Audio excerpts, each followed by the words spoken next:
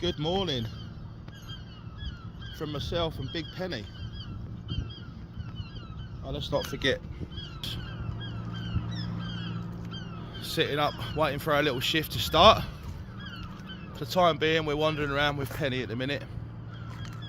Penny's a new bird, well, I say new bird, she's a couple of years old, but she's not worked in a pest control environment before.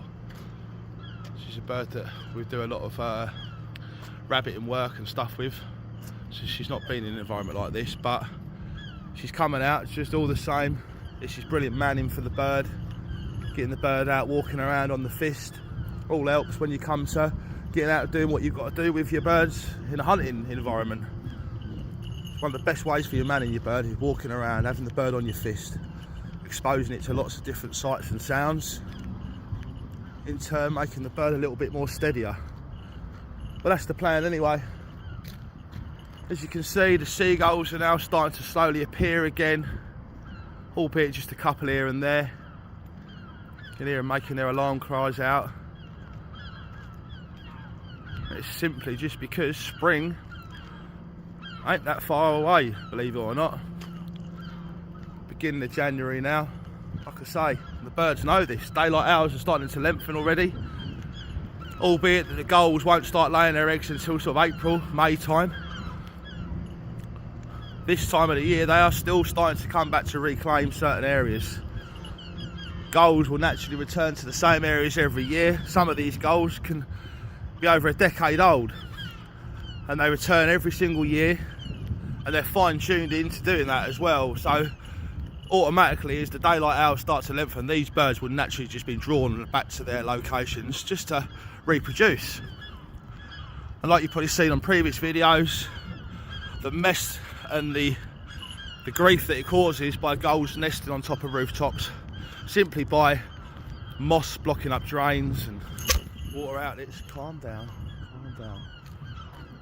It can cause you all sorts of problems, especially on old buildings like this. They're starting to fail in places on the rooftops. We've had some major floods, which obviously flood the factory floors underneath. We've got expensive machinery in there, electricity obviously, which is a no-no around water. All because gulls are nesting on the roof and blocking up the gullies. So like I say, we use a natural method by flying the birds around, as people have seen in the past. Just literally pushing the birds away from the area. It's not as plain sailing as that, as any other decent pest controllers will tell you. That you need to make sure that you're doing proofing, egg removals where possible. But obviously that you would need a license to do that. You can't just be removing eggs from seagulls because they are highly protected, albeit that they're in abundance of numbers and they cause such a nuisance. They are still protected, and you can't tamper with their nests or in any way. So what we have to do each year, we build a case that we have to submit forward to the relevant department, so to speak, such as Natural England and places like that, and then in turn they will grant whether we put enough evidence forward whether or not that the gull licence gets issued. And what that will mean is we can remove certain eggs in certain areas, not all areas but some. Let me tell you, it is, for those who try to get licences, it isn't exactly the easiest. You don't like this phone, do you? You keep seeing your reflection of yourself in it. But yeah, like I say, so the gull season is now approaching once again. There won't be long, the pigeons will be wanting to hunker down, albeit pigeons will breed naturally all year round, especially feral pigeons. Given decent food and decent environment, they will keep breeding all year. But when the spring months kick in, that's when it all really is. All systems go in this bird control world. You've got nature wanting to be nature and do what nature does, and birds breed and lay eggs and build nests, but unfortunately a lot of the time they do it in places where they're not wanted.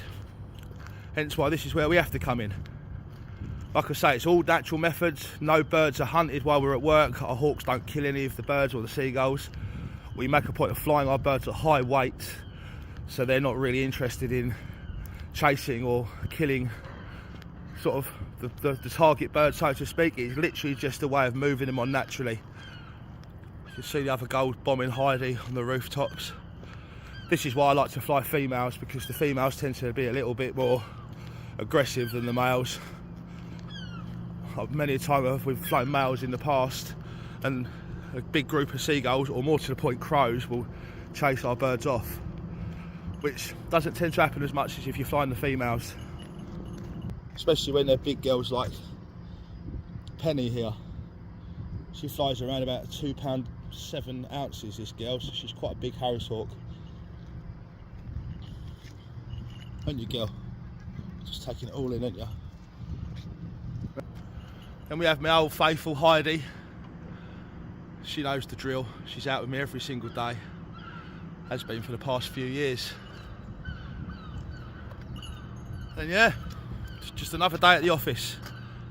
So anyway, I'm going to continue walking around this site with Big Penny. And I wish you all a good day. Till then, I'll catch you later.